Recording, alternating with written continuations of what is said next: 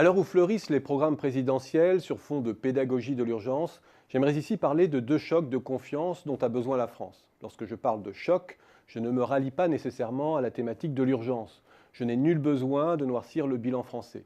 Je parle de l'avenir d'une économie que je ne considère pas beaucoup plus mal lotie que les autres et qui, comme les autres, doit retrouver la martingale de la croissance en s'attaquant aux faiblesses qui lui sont propres.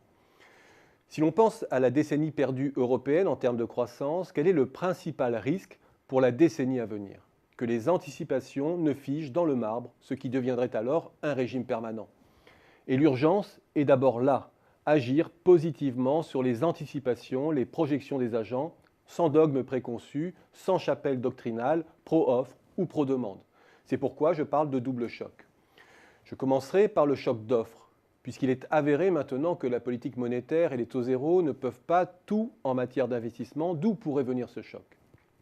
Probablement pas des réformes en matière de flexibilité, qui en France ne peuvent être que graduelles et dont la concrétisation dans la pratique est freinée par le manque d'adhésion d'une partie de la population, par un habitus, sans parler de la jurisprudence.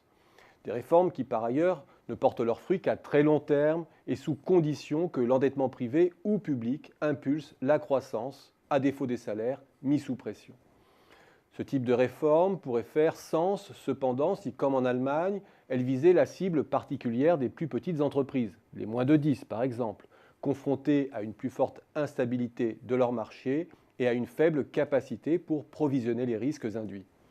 Dans le cas français, c'est probablement du côté de la fiscalité du capital que pourrait surgir alors le choc le plus saisissant pour les esprits. D'abord, parce qu'il s'agit de l'un des derniers leviers sur lesquels les gouvernements ont la main.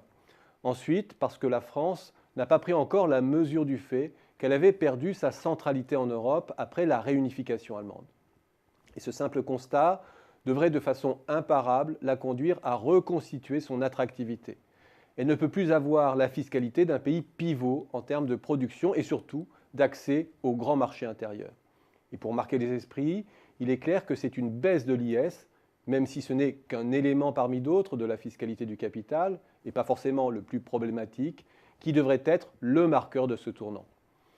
Troisième réforme symbolique forte, définir un statut fiscal de l'entrepreneur, qui reconnaîtrait que l'exposition au risque n'est pas identique pour tous, et que certains acteurs économiques sont confrontés à un risque non diversifiable, débordant sur leur famille, qui mérite un traitement fiscal particulier, notamment en termes de déduction des pertes ou de fiscalité des plus-values.